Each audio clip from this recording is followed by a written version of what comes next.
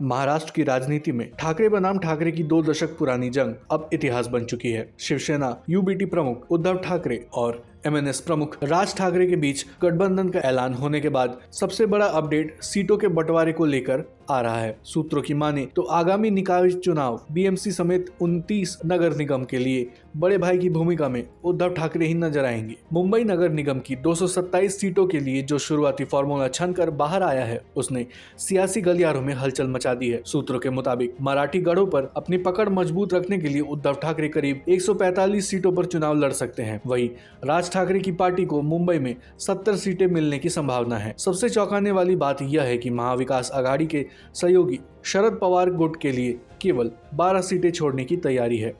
जानकारी के मुताबिक मुंबई के मराठी बहुल इलाके दादर, माहिम, विक्रोली, भांडुप को लेकर पेच फंसा था, पर अब बात बन चुकी है। मुंबई के अलावा पुणे, नवी मुंबई, ठाणे और नासिक महापालिकाओं के लिए भी बातचीत अंतिम चरण पर है। नासिक में एमएनएस की मजबूत स्थिति को देखते हुए वहां राज ठाकरे को ज्यादा तवज्जो मिल सकती है। उद्धव और राज ठाकरे का एक साथ आना केवल पारिवारिक मिलन नहीं, बल्कि राजनीतिक वजूद को बचाने की भी मजबूरी है। उद्धव ने 12 साल पहले सामना के जरिए सुलह करने की कोशिश की थी, जिसे राज ठाकरे ने ठुकरा दिया था। समय बीता और एकनाथ शिंदे की बगावत के बाद उद्धव की शिवसेना कमजोर होती चली गई। वहीं पिछले चुनाव में एमएनएस का ग्राफ भी गिरा।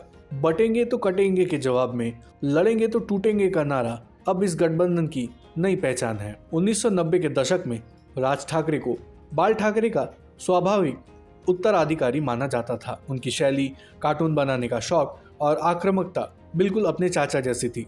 लेकिन 1996 के रमेश किनी कांड ने राज ठाकरे की छवि को धक्का पहुंचाया। राज जब कानूनी लड़ाइयों में उलझे थे, उद्धव ने संगठन पर अपनी पकड़ मजबूत की। इसके चलते मतभेद इतने बढ़ गए कि राज ने अपनी राह अलग कर ली और एमएनएस बनाई, जिसने सालों तक शिवसेना के मराठी वोटों में सेंध लगाई।